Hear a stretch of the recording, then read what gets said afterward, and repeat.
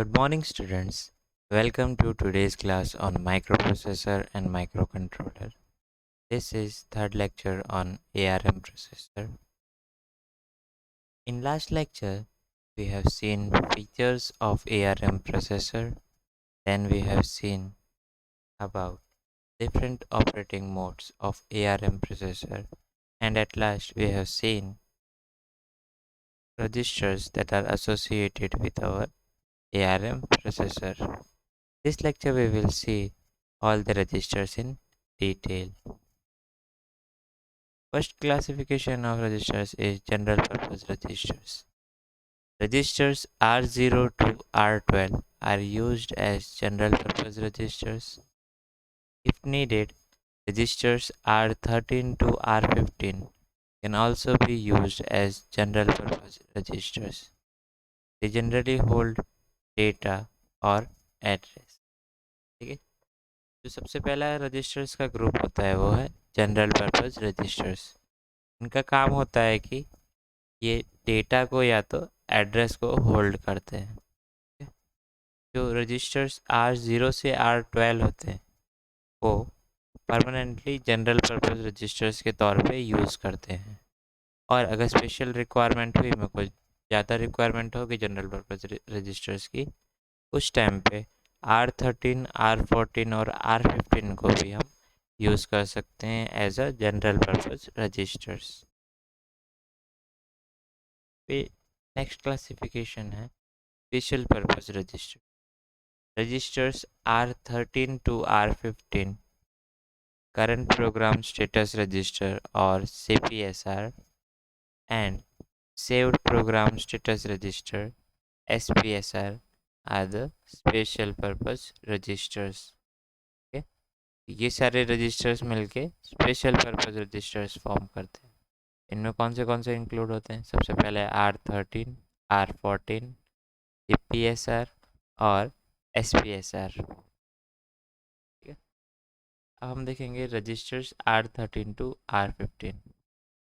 In user mode registers R13 to R15 are labeled as R13 SP, R14 LR, R15 PC to differentiate them from other registers. ठीक है, इनकी labelling हम इस तरह की से करते हैं. जो सबसे पहला स्पेशल पर्पस रजिस्टर है वो रजिस्टर नंबर 13 है. उसको हम स्टैक पॉइंटर भी बोलते हैं, इसलिए उसको डिनोट करते हैं इनिशियल्स SP के साथ. Register R13 is the stack pointer. It stores the top of stack in current processor mode. ठीक है, स्टैक पॉइंटर का काम क्या होता है? जो करंट प्रोसेसर मोड में है उसका जो टॉप होता है, टॉपेस्ट पार्ट, उसको स्टोर करता है. उसके बाद जो R14 रजिस्टर होता है उसका नाम होता है link register.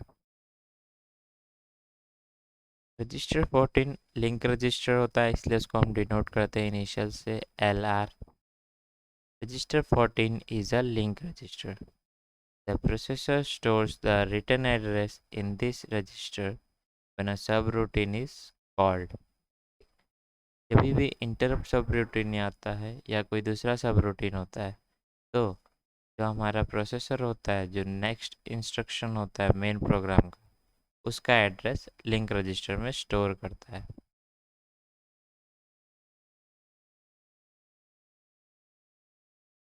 Next is register number 15, that is program counter, और इसका इनिशियल होता है PC. Register R15 is the program counter and stores the address of next instruction to be fetched from the memory by the processor. Okay?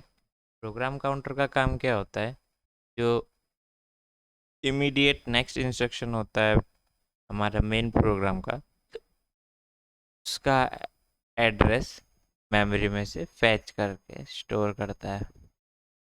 ठीक है, in most instruction it is used as pointer to the instruction which is 2 instructions after the instruction been executed.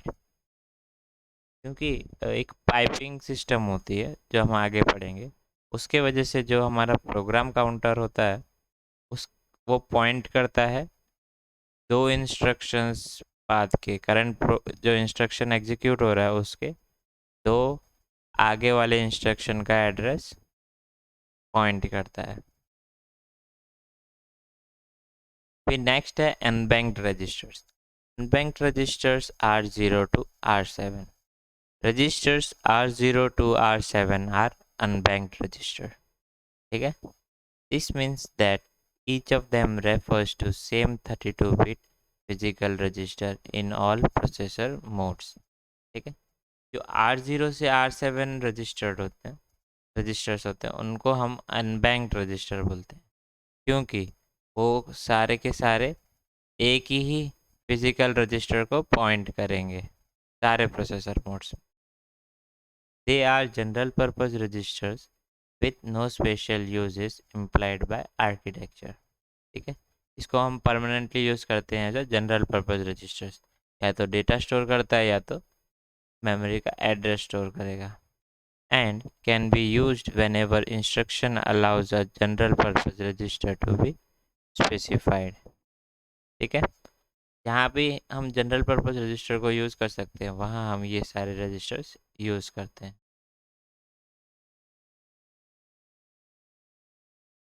Banked registers R8 to R14। Registers R8 to R14 are banked registers। ठीक है, जो R8 से लेके R14 के जो register होते हैं उनको हम कलेक्टिवली banked registers बोलते हैं। Physical register referred by each of them depends on current processor mode। ठीक है, हर एक जो banked रजिस्टर होते हैं डिफरेंट फिजिकल रजिस्टर को रेफ़र करेगी, और वो किस रजिस्टर को रेफ़र करेगी वो डिपेंड करेगा कि मेरा करंट प्रोसेसर मोड कौन सा है। All instructions allow banked register to be used whenever a general purpose register is allowed। ठीक है,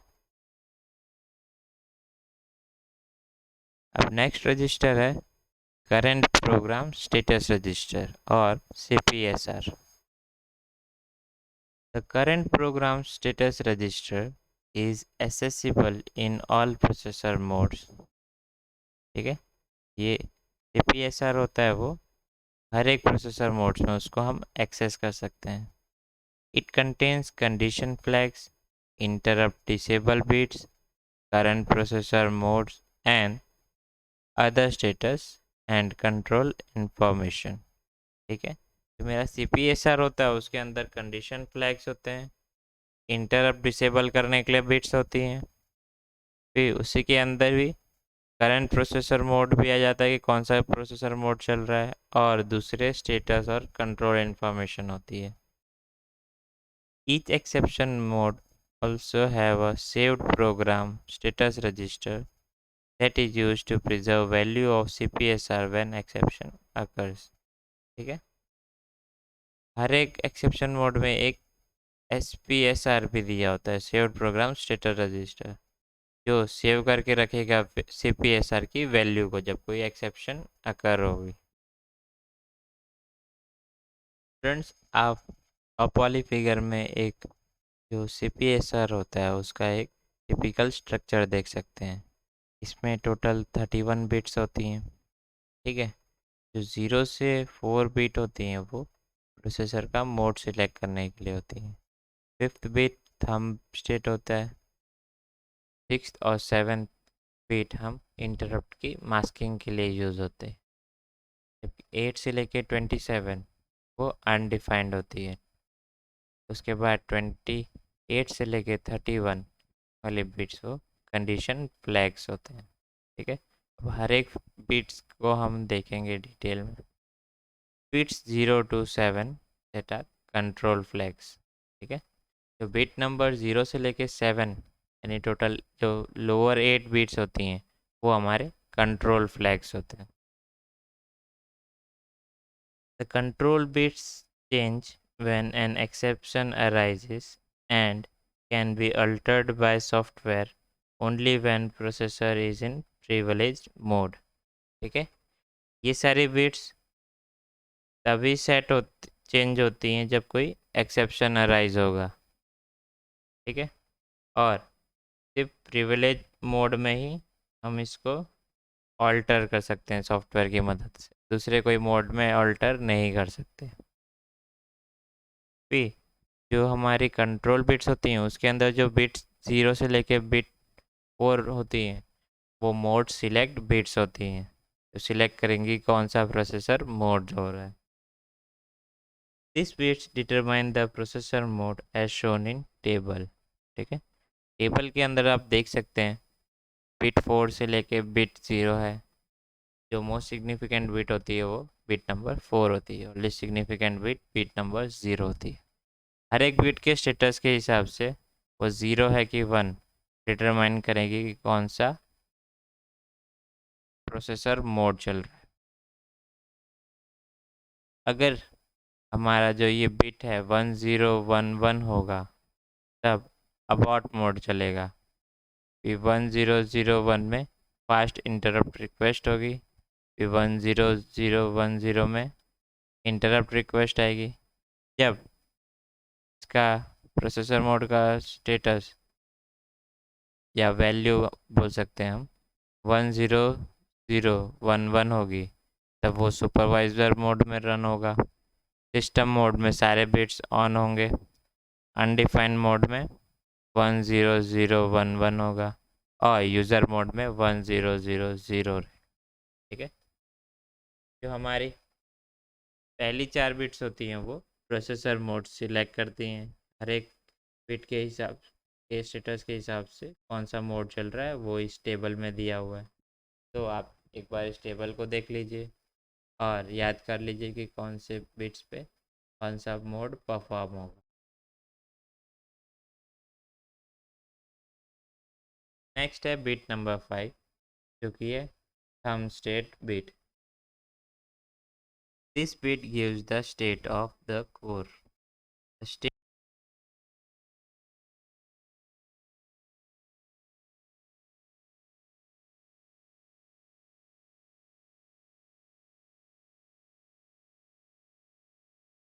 जो बिट नंबर 5 होती है वो है thumb state bit. This bit gives the state of the core. The state of core determines which instruction set is being executed, ठीक है। Thumb state bit होगी वो डिटरमाइन करेगी कौन सा इंस्ट्रक्शन सेट एग्जीक्यूट होगा, ठीक है।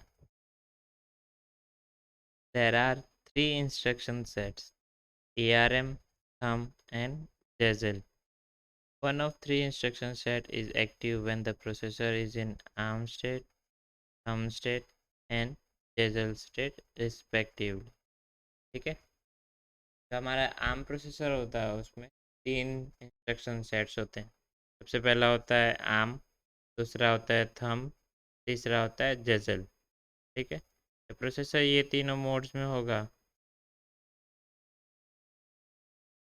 तब हमारा इंस्ट्रक्शन सेट एक्टिव हो जाएगा। अब हम थंब स्टेट देखेंगे। Thumb instructions are 16 bits. This allows for greater code density in places where memory is restricted, ठीक है। थंब इंस्ट्रक्शंस के 16 बिट के होते हैं और इनको तब यूज़ करते हैं जब हमारा मेमोरी का रिस्ट्रिक्शन आ रहा होता है।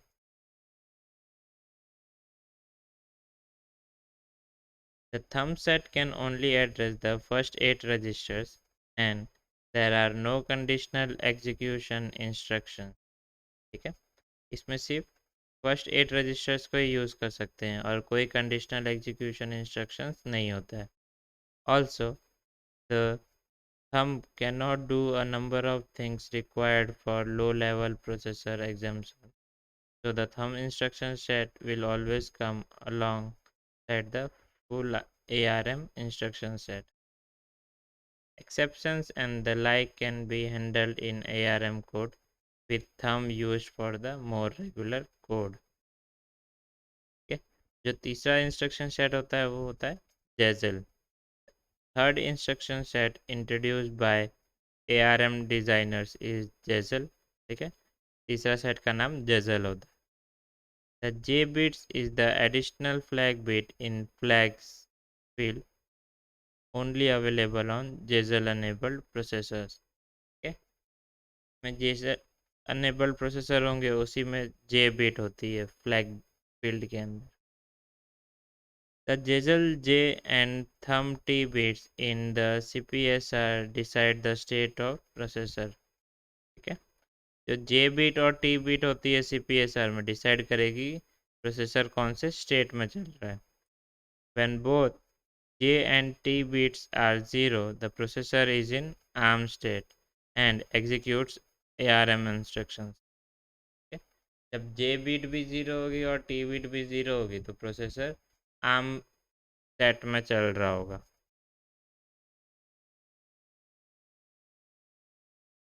When T bit is 1, the processor is in thumb state and executes thumb instructions.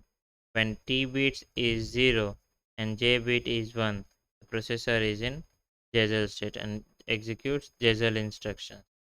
ठीक है, कौन सी बिट हाई होगी वो डिसाइड करेगा कि हमारा प्रोसेसर कौन से स्टेट में चल रहा है. अगर J और T दोनों बिट लो होगी मतलब हमारा प्रोसेसर आर्म स्टेट में.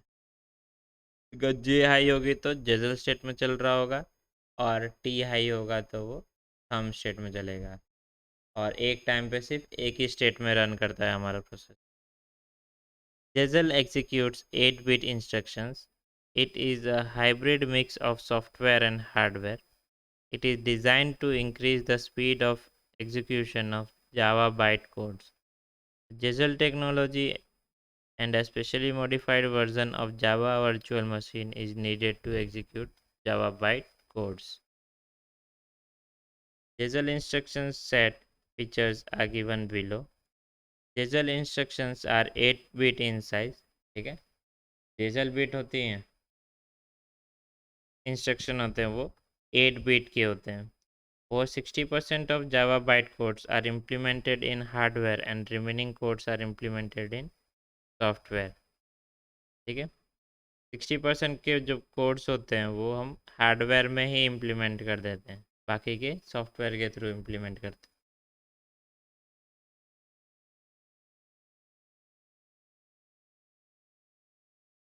फिर अब हम नेक्स्ट बिट्स के सेट में देखेंगे जो है बिट नंबर 6 एंड 7. उसको हम यूज़ करते हैं as a interrupt mask. There are two interrupts available on ARM processor core. Interrupt request denoted as IRQ and fast interrupt request denoted as FIQ. These are maskable interrupts and their masking is controlled by bit 6 and 7 of CPSR. ठीक है, मेरे को पता है arm processor होते हैं उनमें mainly दो तरह के इंटरप्ट्स होते हैं. सबसे पहला होता है इंटरप्ट रिक्वेस्ट और दूसरा होता है फास्ट इंटरप्ट रिक्वेस्ट. तो इनकी मास्किंग हम बिट नंबर 6 और 7 होती है CPSR के अंदर के थ्रू करते हैं. ठीक है, bit 6 controls fast interrupt request and bit 7 controls interrupt request. ठीक है, फास्ट इंटरप्ट रिक्वेस्ट की मास्किंग करना हो तो बिट 6 के स्टेट को चेंज करके होगी, उसी तरह इंटरप्ट रिक्वेस्ट को बिट 7 से चेंज करके मास्किंग या अनमास्किंग कर सकते हैं. When the bit is set to binary 1, the corresponding interrupt request is masked. ठीक है, जब हाई होती है बिट की वैल्यू तो जो इंटरप्ट रिक्वेस्ट आ रही है उसकी मास्किंग हो जाएगी और एक बार इंटरप्ट रिक्वेस्ट मास्क्ड हो जाती है तो हमारा प्रोसेसर उसको सर्विस प्रोवाइड नहीं करता है. ठीक है, and when bit is 0 interrupt is available. और अनमार्किंग कैसे करते हैं, बिट को क्लियर करके.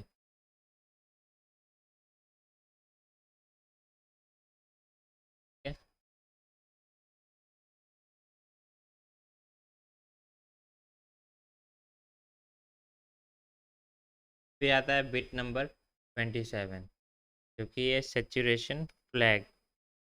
This flag is available for the ARM processor cores which include the DSP extensions. ठीक है, जिनमें DSP extensions अवेलेबल हैं उसी में बिट नंबर 27 अवेलेबल होती है. If an overflow and or saturation occurs in enhanced DSP instruction, the saturation flag is set to 1. ठीक है, अगर ओवरफ्लो जनरेट होगा उस टाइम पे ये जो बिट नंबर 27 है वो सेट हो जाएगी, यानी उसका वैल्यू 1 हो जाएगा. The flag is sticky, which means the hardware only sets this flag. We need to write to the CPSR directly to clear the flag. ठीक है, ये सेट तो हो जाता है हार्डवेयर के थ्रू, मगर उसको क्लियर करने के लिए सॉफ्टवेयर का यूज़ लेना पड़ता है, इसलिए इसको हम स्टिकी फ्लैग बोलते हैं.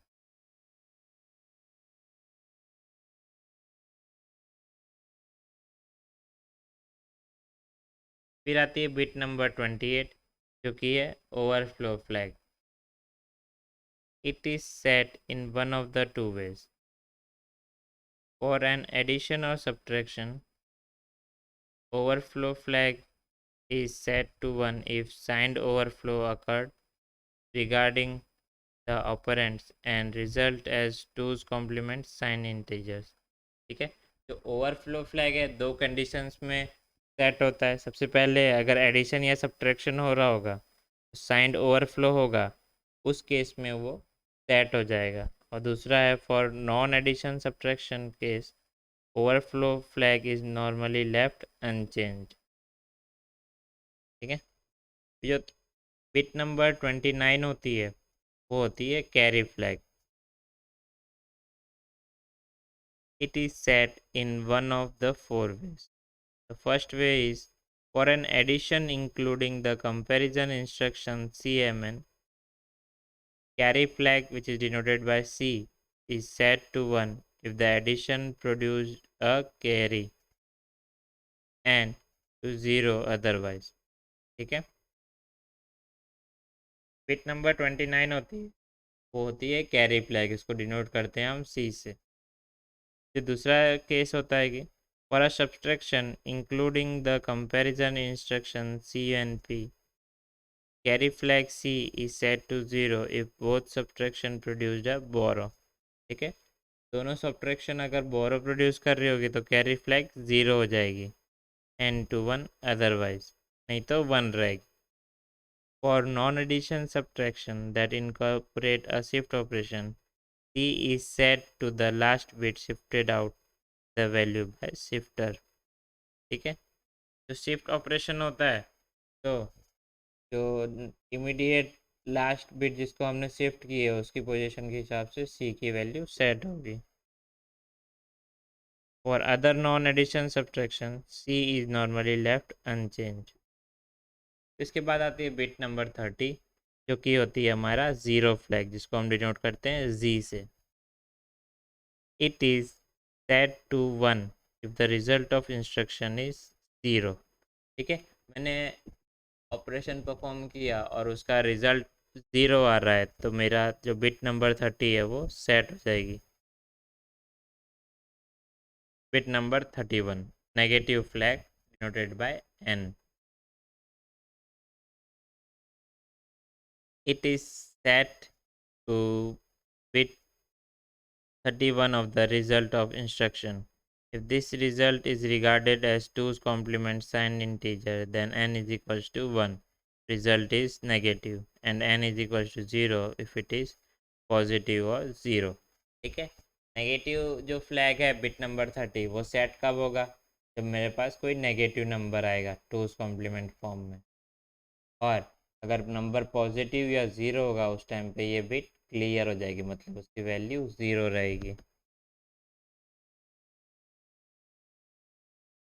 Other bits, other bits in program status registers are reserved for future expand. के स्टूडेंट्स, आपने ये देखा एक जो CPSR होता है उसके सारे बिट्स को हमने डिटेल में समझा. के अंदर टोटल 32 बिट्स होती हैं, बिट नंबर 0 से लेके 31 तक. तो जो पहले 5 बिट होती है 0 से लेके 4 तक की, वो होती है हमारे प्रोसेसर मोड को कौन सा प्रोसेसर मोड में चलाना है, वो बिट ये 5 बिट्स डिसाइड करती हैं. जो बिट नंबर 5 होती है वो थंब स्टेट के लिए होती है. फिर बिट नंबर 6 और 7 इंटरप्ट की मास्किंग के लिए होती है। जो 6 वाली होगी वो फास्ट इंटरप्ट रिक्वेस्ट की मास्किंग करता है, बिट नंबर 7 इंटरप्ट रिक्वेस्ट को मास्किंग। तो जनरली देखेंगे तो बिट नंबर 0 से 7 कंट्रोलिंग के लिए यूज़ होता है। तो बिट नंबर 8 से लेके 27 होती है वो अनडिफाइंड होती है, ठीक है। तो हम फ्यूचर रिक्वायरमेंट के हिसाब से एक्सपांसन के लिए रखते हैं। फिर जो एंड में 28 से लेके 31 होती है वो कंडीशनल फ्लैग्स होते हैं, ठीक है। जो कंडीशन अराइज होगी उस हिसाब से डिफरेंट डिफरेंट फ्लैग्स सेट होंगे। जैसे देखा हमने, जब रिज़ल्ट जनरेट हो रहा होगा, अगर वो रिज़ल्ट ज़ीरो होगा तो जो ज़ीरो वाली फ्लैग है सी से जिसको डिनोट करते हैं 1 हो जाएगी। नेगेटिव वाली कब सेट होगी? जब हमारे पास रिज़ल्ट में नेगेटिव नंबर आएगा। कैरी वाला जब एडिशन या सब्ट्रैक्शन कर रहेंगे कैरी जनरेट होगा तब वो सेट हो जाता है, ठीक है स्टूडेंट्स। ये एक टिपिकल स्ट्रक्चर था CPSR रजिस्टर। तो हम नेक्स्ट टॉपिक में चलते हैं। नेक्स्ट टॉपिक है पाइपलाइनिंग। पाइपलाइनिंग स्टूडेंट्स एक बहुत ही इम्पोर्टेंट टॉपिक होता है प्रोसेसर का, ठीक है। इसको अब हम डिटेल में समझें। Process of fetching next instruction while current instruction is in execution is called pipelining. Purpose of pipelining is to increase speed of program execution. ठीक है स्टूडेंट्स, हम कोई भी प्रोसेसर यूज़ करते हैं तो उसमें हमारा मेन रिक्वायरमेंट क्या होता है कि जो प्रोसेसर होता है उसकी प्रोसेसिंग स्पीड बहुत हाई होनी चाहिए, कि मैं कोई भी बड़े से बड़ा ऑपरेशन दूँ उसको वो मिनिमम टाइम में उसको रिज़ल्ट जनरेट कर दे, ठीक है। तो पाइपलाइनिंग एक मेथड होती है जो हमारे प्रोग्राम एग्जीक्यूशन की स्पीड बढ़ाती है। तो पाइपलाइनिंग क्या होता है? जब मैं करंट इंस्ट्रक्शन को एग्जीक्यूट कर रहा होता हूँ उसी टाइम पे मैं साइमल्टेनियसली जो मेरा नेक्स्ट इंस्ट्रक्शन होता हूँ उसमें फैचिंग कर रहा होता हूँ, तो इस प्रोसेस को हम पाइपलाइनिंग बोलते हैं। तो पाइपलाइनिंग बेसिकली क्या होता है? मल्टीटास्किंग हो गई कि मैं करंट इंस्ट्रक्शन को एग्जीक्यूट भी कर रहा हूँ साथ ही साथ नेक्स्ट इंस्ट्रक्शन को फैच भी कर रहा हूँ मेमोरी में से, ठीक है। ARM7 uses simple 3-stage pipeline as shown in figure, ठीक है स्टूडेंट्स। जो हमारा प्रोसेसर होता है वो मेनली एक साइकिल के अंदर 3 सब साइकिल्स होती हैं। सबसे पहले होता है स्टेज 1 जिसमें हम इंस्ट्रक्शन को फैच करते हैं, स्टेज 2 जिसमें हम इंस्ट्रक्शन को डिकोड करते हैं और रजिस्टर में स्टोर करते हैं, और स्टेज 3 में हम जो ऑपरेंड और डेटा होता है उसको इंस्ट्रक्शन के हिसाब से एग्जीक्यूट करते हैं, ठीक है। इसको अब हम डिटेल में देखेंगे। The 3 stages used in the pipeline are: first stage is fetch. In this stage, the processor fetches the instruction from the memory, ठीक है। जो fetch stage होता है उसमें हमारा प्रोसेसर मेमोरी में से इंस्ट्रक्शन को fetch करता है। Next stage is decode. In this stage, processor identifies the instruction which is to be executed. क्या मैंने प्रोग्राम मेमोरी में से जो इंस्ट्रक्शन को एग्जीक्यूट करना है वो फैच तो कर लिया। अब डिकोड साइकिल में मैं क्या करूँगा? उसको डिकोड करूँगा कि एक्चुअली में इंस्ट्रक्शन बोलना क्या चाह रहा है और कौन सा ऑपरेशन एग्जीक्यूट करना है। जो थर्ड स्टेज होता है वो है execute stage. In this stage the processor processes the instruction and stores the result in generator register, sorry,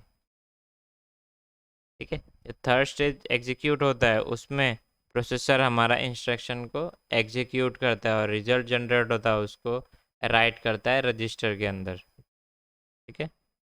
bye overlapping the above stages of execution of different instructions, the speed of execution is increased, ठीक है। After filling the pipeline, each instruction takes a single cycle to complete the execution, thus increases the throughput और efficiency, ठीक है। अब normally में तो ये क्या होता है, 1 by 1 सीक्वेंस में होना चाहिए कि मैं एक इंस्ट्रक्शन को मेमोरी में से फैच कर रहा हूँ फिर उसको डिकोड करूँगा, फिर एग्जीक्यूट करूँगा, फिर नेक्स्ट इंस्ट्रक्शन लेके सेम प्रोसेस रिपीट करूँगा, तो मैं टाइम ज़्यादा लगेगा।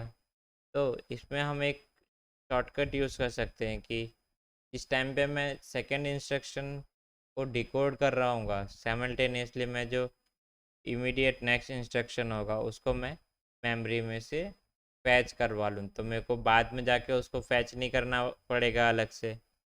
सेम टाइम में ही मैं मल्टीपल टास्क परफॉर्म करता हूँ, जिसके वजह से टोटल टाइम मेरे को एग्जीक्यूशन में लग रहा था वो रिड्यूस हो जाएगा। ये एक पाइपिंग का स्ट्रक्चर है, 3 स्टेज पाइपिंग का। As shown in figure, in cycle 1, processor fetches the instruction 1 from memory. In cycle 2, it fetches instruction 2 from memory and decodes instruction 1. In third cycle, it fetches instruction 3 from memory, decodes instruction 2 and executes instruction 3. As the pipeline is filled with 3 sequential instructions, it delivers a throughput approaching 1 instruction per cycle. ठीक है, अब pipelining होती कैसे है वो हम देखेंगे।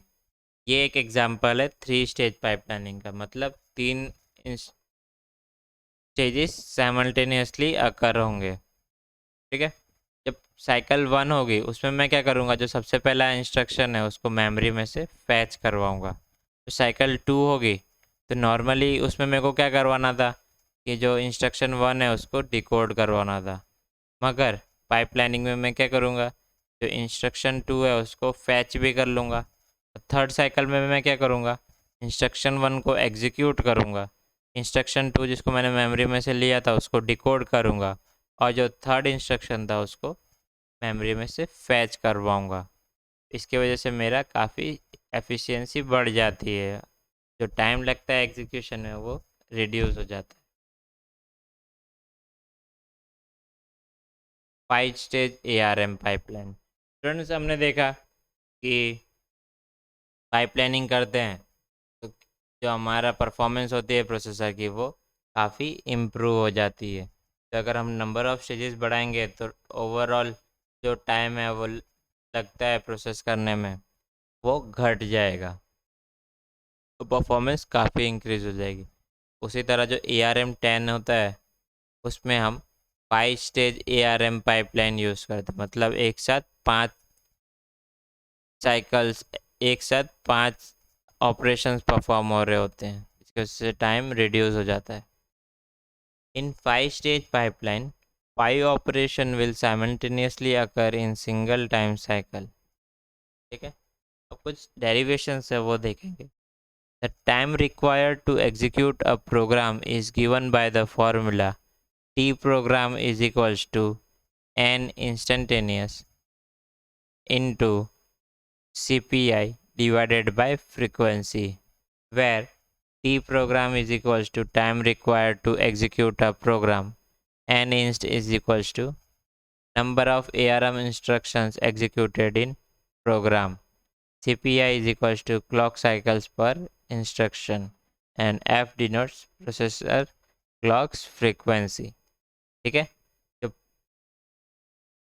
Time required to execute a program होता है, जो टाइम लगता है एक प्रोग्राम को एग्जीक्यूट करना, वो डायरेक्टली प्रोपोर्शनल होता है कि कितनी क्लॉक साइकिल्स पर इंस्ट्रक्शन हो रही है इनटू कितने नंबर ऑफ ARM इंस्ट्रक्शंस होते हैं प्रोग्राम में, और इन्वर्सली प्रोपोर्शनल होगी क्लॉक की फ्रीक्वेंसी से। ठीक है, मेथड्स टू इंक्रीज परफॉर्मेंस, तो आप फॉर्मूला से भी देख सकते हैं। अगर मेरे को परफॉर्मेंस बढ़ानी है, जो जो टाइम लग रहा है प्रोग्राम को एग्जीक्यूट करने के लिए उसको घटाना पड़ेगा। इसको घटाने के लिए सबसे पहले हमको क्या करना पड़ेगा, अगर मैं जो डिनोमिनेटर वाला पार्ट में फ्रीक्वेंसी है उसको बढ़ाऊंगा तो टी प्रोग्राम घटेगा, इसकी वजह से परफॉर्मेंस इंक्रीज हो जाएगी। तो पहला मेथड है increase performance of processor, we can increase clock frequency. ठीक है, दूसरा उसी तरह है कि जो CPI है, क्लॉक साइकिल्स पर इंस्ट्रक्शंस, अगर मैं उसको भी बढ़ा दूं तो घटा दूंगा तो जो टाइम लग रहा है एग्जीक्यूशन में वो घट जाएगा, तो परफॉर्मेंस इम्प्रूव हो जाएगी। ठीक है। परफॉर्मेंस इंक्रीज करने की सबसे पहली मेथड है increase the clock rate. To achieve this it is necessary to simplify the pipeline stages, increase the number of pipeline stages. Second method है reduce the average number of clock cycles per instructions. To achieve this, it is either necessary to re-implement the instructions which occupy more than one pipeline slot in a three-stage pipeline, armed to occupy fewer slots, or to reduce dependencies between instructions, or a combination of both. A third method is increase in data width during memory access. Further, to get a better CPI, the memory system must deliver more than one value in each clock cycle, either by delivering more than 32 bits per cycle from a single memory or by having separate memories for instruction and data access. ठीक है, ये सारी method से हम increase कर सकते हैं हमारी परफॉर्मेंस को। तो पहली मेथड है by increasing clock rate, by reducing average number of clock cycles per instructions, and third method है by increasing data width during memory access. So ARM5 uses 5-stage pipeline to increase the performance. तो जो ARM5 processor होते हैं उसमें एक time पे 5 operation perform हो रहे होते हैं, इसलिए उसको 5-स्टेज पाइपलाइन स्ट्रक्चर बोलते हैं। कौन से 5 स्टेजेस हो रहे होंगे? सबसे पहला है फैच, दूसरा है डिकोड, तीसरा है एग्जीक्यूट, चौथा है मेमोरी और पांचवा है right.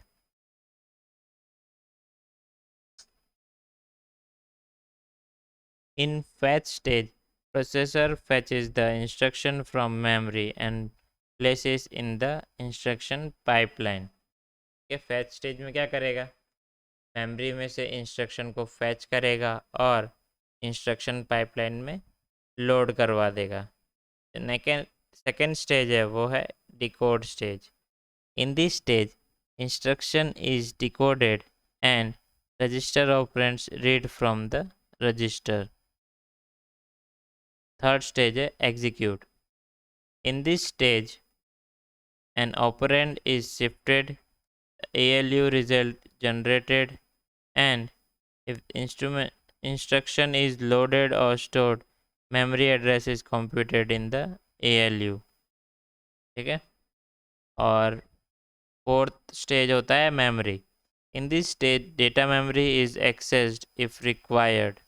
Otherwise, the ALU result is simply buffered for one clock cycle to give same pipeline flow for all instructions. ठीक है। जो मेमोरी वाला स्टेज होता है वो ऑप्शनल होता है, अगर ज़रूरत होगी तो करेगा, नहीं तो जो रिज़ल्ट आ रहा होता है उसको ALU एक साइकिल के लिए और बफर करके रखेगा, मतलब उसी को होल्ड करके रखेगा। और लास्ट स्टेज आता है right stage. In this stage, results generated by instruction are written back to register file including any data loaded from memory. Right में क्या करते हैं, जो डेटा जनरेट होता है ऑपरेशन के बाद उसको हम स्टोर करवाते हैं मेमोरी में।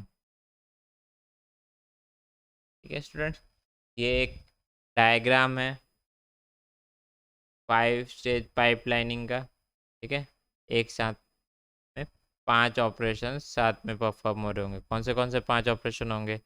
फैच, डिकोड, एग्जीक्यूट, मेमोरी और राइट। ठीक है।